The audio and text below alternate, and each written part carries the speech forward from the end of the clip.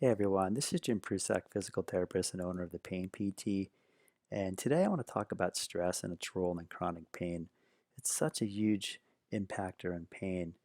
Stress is really the number one cause of chronic pain, as well as other chronic health issues in the body. It impacts us on such a deep level, and so it really deserves mention on its own as one of the biggest risk factors for chronic pain. So let's talk a bit about stress. Stress comes from many different things. It really comes in from the outside, from things around us, and it comes in and impacts us through the brain, right? And it comes in sometimes at a very high level. And when we have high levels of stress, what it does, it sets up in the body a ticking time bomb. Stress is okay on a short term basis as it initiates that fight or flight response in the body. But on a long term basis, if we're undergoing chronic stress, what it does, it sets us up to make us sick. And as you can see here, there's a lot of different conditions that can result from chronic stress. One of them, like we're talking about today, is chronic pain. And chronic pain is related to muscles mainly, to tensing of muscles, of tension in the muscles. And that's the number one thing I see as a physical therapist with chronic pain is tense muscles around the area of pain. Now that's the symptom, and that's the result from the cause, which is stress. So a lot of times people stay stuck treating the symptoms, are the muscles or tight muscles, and treating the pain, whereas really the cause of all this is stress through the brain and the nervous system. We know the stress response system starts in the brain. So when you have stress, your hypothalamus, which is your command center of the brain, releases what's called CRH or corticotropin releasing hormone. That then goes to your pituitary gland, which releases what's called ACTH, adrenocorticotropic hormone.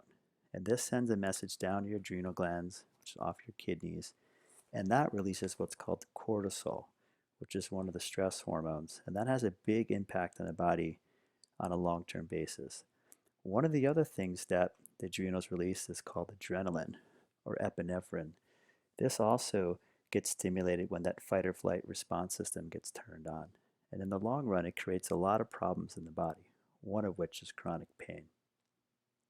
So, stress can start at a very young age. In fact, it's one of the most important things we see and we need to look at when it comes to chronic pain.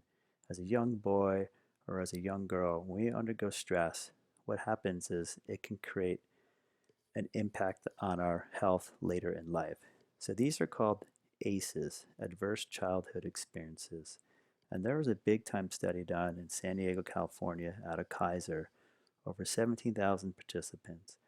And what they looked at three different categories: abuse, neglect, and household dysfunction.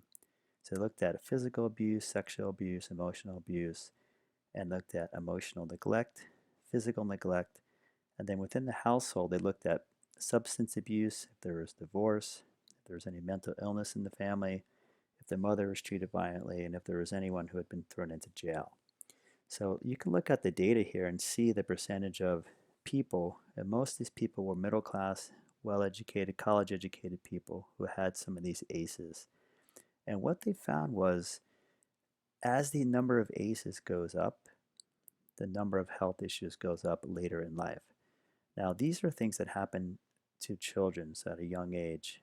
And so we're talking about the impact decades down the road as people enter their 30s, 40s, 50s, and 60s. What they're finding as the number of ACEs goes up, the risk goes up for behavioral and physical and mental health issues, as you can see here. And one of them is chronic pain. And there's been some work done in this, and association's been shown between these ACEs and chronic low back pain, as well as other pain in the body. So it's really important that we actually look at our childhood stress, because what that can do is that can shape our brains. And at an early age, it can change our brain structures and how our brain works, which can set us up to have risk for chronic pain later in life. One of the things that you may have learned in one of my other YouTube videos about the research of the brain and chronic pain is that the brain is the one that predisposes someone to developing chronic pain. And we think this happens as a result of previous stress, whether it be childhood stress here or whether it be other stresses as well. And we know chronic pain and chronic stress are really two sides of the same coin because they impact similar parts of the brain and they turn on that fight or flight system, which sets us up for a possibility of pain. So, where does stress come from? Stress can come from our families, stress can come from our relationships, it can come from our workplace, and it can come from our finances, our economic insecurities. So we know there's been some research done around this area of money and our finances and economic insecurity. And when they found that economic insecurity actually increases physical pain, it's quite interesting. So there's some studies done. They found 5 studies that show that financial or economic insecurity produced physical pain and also lowered people's pain tolerance. In a 6th study, they found in over 33,000 people that economic insecurity predicted the consumption of over-the-counter painkillers. So we know the role that financial stress can play in physical pain.